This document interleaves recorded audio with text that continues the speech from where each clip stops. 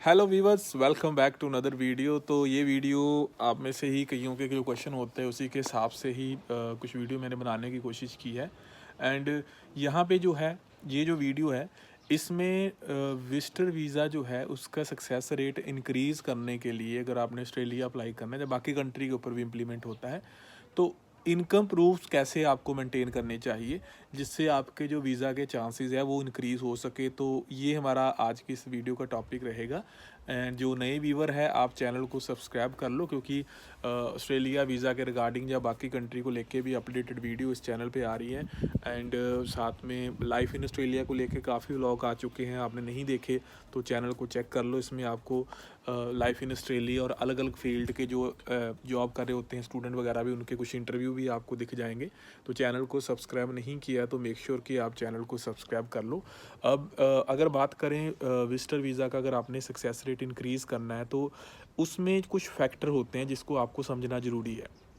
सबसे बड़ा फैक्टर होता है कि आप वापस क्यों आओगे। पहले तो डिपेंड करना है कि वीज़ा किस चीज़ के ऊपर डिपेंड करता है। नंबर वन कि आप आ क्यों रहे हो, उस पर कम ज़्यादा डिपेंड करेगा कि आप वापस क्यों जाओगे। मतलब अगर आप ऑस्ट्रेलिया कनाडा कहीं भी जा रहे हो तो उससे वापस क्यों आओगे, तो वो प्रूव करेगा आपका कितने फाइनेंशियली आप साउंड हो। फाइनेंशियली साउंड का मतलब कि आपका जो वर्क है वो कितना अच्छा है आपकी होम कंट्री में। तो इनकम प्रूफ मेरे कहने का मतलब है कि बहुत मैटर करते हैं। अब income proof profile wise maintain होते हैं। अगर कोई फार्मर है, फार्मर से स्टार्ट करते हैं। फार्मर है तो उनके जो है जो फार्मिंग की इनकम है वो अकाउंट में लें, अपने जे फॉर्म उनको वगैरह मिलते हैं। एंड हो सके तो ITR भर ले और लास्ट में इनकम सर्टिफिकेट कचहरी से बना के लगा दे, तो फार्मर के लिए ये प्रूफ सफिशेंट होते हैं। बाकी अकाउंट में 4 5 7 लाख पड़ा हो तो ठीक है। फिर प्रॉब्लम ज़्यादा आती है जो थोड़े एप्लीकेंट कोई प्राइवेट जॉब कर रहा है। देखो इसमें गवर्नमेंट जॉब वाले भी होते हैं, उसका मैं क्लियर कर दूं कि आपको तो कुछ भी करने की ज़रूरत नहीं है। आपके फॉर्म 16, आपकी सैलरी इन अकाउंट, आपका सैलरी स्लिप्स है, आपकी ITR भी होगी, आपका ID कार्ड भी है। मतलब आपके जॉब के 100% प्रूफ आपके पास होते हैं। तो आपके लिए कोई टेंशन की वरी नहीं है कि आपको तो ज़रूरत ही नहीं है कुछ करने की प्रोफाइल के ऊपर, बस अपनी सेविंग मेंटेन कर लो। अगर गवर्नमेंट जॉब है तो आपका ऑलरेडी सारा कुछ मेंटेन्ड है। प्रॉब्लम आती है जब प्राइवेट कोई जॉब वाला है, उसको जी ज्वाइनिंग लेटर नहीं मिला हुआ है, उसके पास कोई ID कार्ड ही नहीं है, उसके पास अकाउंट में इनकम ही नहीं आ रही, उसके ITR भी नहीं भरी हुई, तो जॉब तो वो कर रहा है लेकिन अब वो सैलरी कैश में मिल रही है। तो ऐसी सिचुएशन में दोस्तों वीज़ा नेक्स्ट टू इम्पॉसिबल है। पहले तो आपको इसको चाहे जैसे भी करके जहाँ काम करें उनसे रिक्वेस्ट करके सैलरी को अकाउंट में लेना स्टार्ट करो। सबसे पहला काम, सारे काम छोड़ दो, सैलरी को अकाउंट में लेना स्टार्ट करो। चाहे आपकी सैलरी 15,000 है, चाहे 20,000 है। चांसेस इंक्रीज़ करने हैं तो आपकी सैलरी 20+ हो, जो मेरा मानना है 25-30,000 35,000 सैलरी है तो वो सही होती है। इसको अकाउंट में लेना स्टार्ट करो आज से ही। मतलब इंस्टेंट जो सैलरी आनी है अगली वो अकाउंट में आनी शुरू। पहला काम ये, क्योंकि अब आपको कम से कम 3 महीने जहाँ 6 महीने वो सैलरी अकाउंट में लेनी पड़ेगी, ताकि 3 या 6 महीने की स्टेटमेंट लगा सको प्रूव करने के लिए।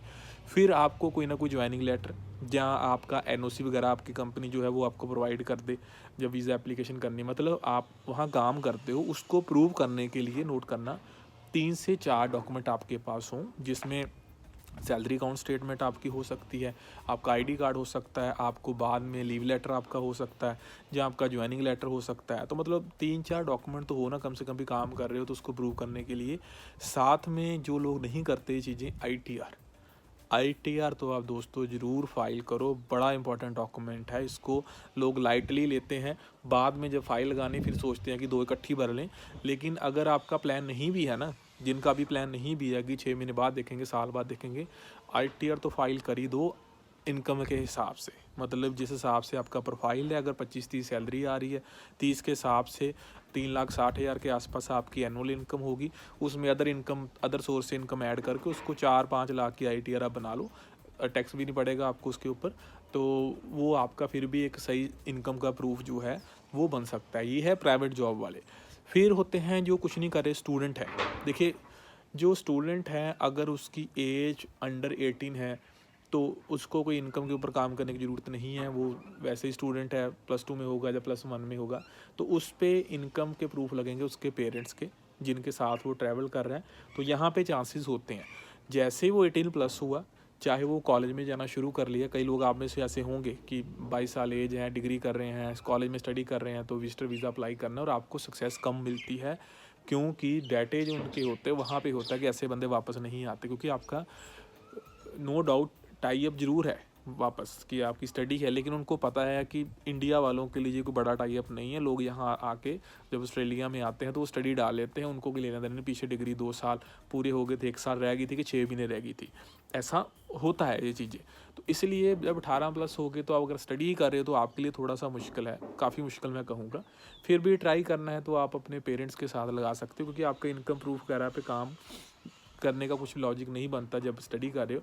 करोगे तो फिर वही चीज़ें जो मैंने पहले बताई है कि 6 महीने कम से कम 3 से 6 महीने की सैलरी अकाउंट में आए, अच्छा खासा अकाउंट हो।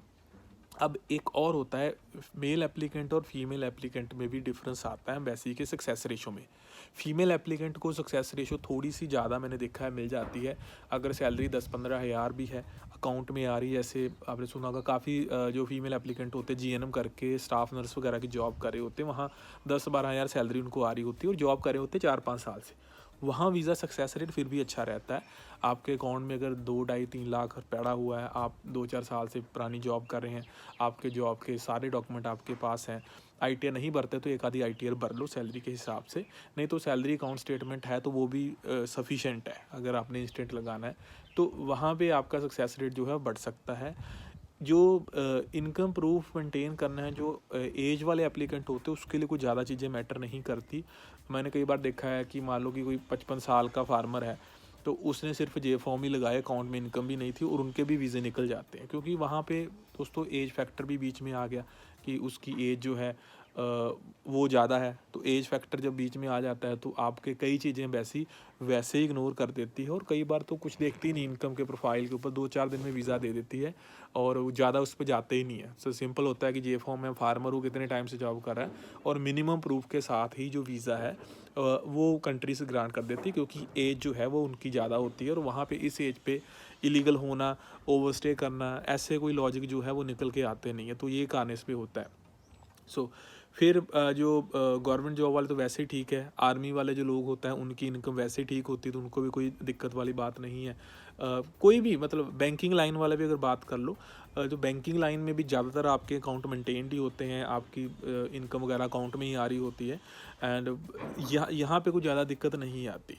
बट यस, एज जो है ना उसका आप कुछ नहीं कर सकते, क्योंकि अगर आप अच्छी जॉब भी कर रहे हैं, 50,000 सैलरी भी ले रहे हैं, आपकी एज 24-25 है, आपने कभी ट्रैवल नहीं किया, तो फिर भी थोड़ा सा दोस्तों रिस्क फिर लेना पड़ेगा। वो रिस्क तो होता है, क्योंकि अगर आप ये पूछो कि अगर मेरे अकाउंट में 50,000 सैलरी आ रही महीने की तो मेरा वीज़ा तो आ ही जाएगा, शुरुआती कुछ वीज़ा पे चैलेंज आ सकता है। जब 1-2 बार वीज़े आने स्टार्ट हो गए, मान लो कनाडा ने दे दिया वीज़ा, यूएस का हो गया, या एक बार ऑस्ट्रेलिया का आ गया, ट्रैवल हिस्ट्री होगी, इसके बाद आपकी यही जो जॉब चल रही है ना, इसकी वैल्यू डबल हो जाएगी। मतलब बाकी वैसे के लिए जॉब तो आपका ठीक है, आपका ट्रैक रिकॉर्ड भी बोलेगा कि ये बंदा ट्रैवल भी करता है।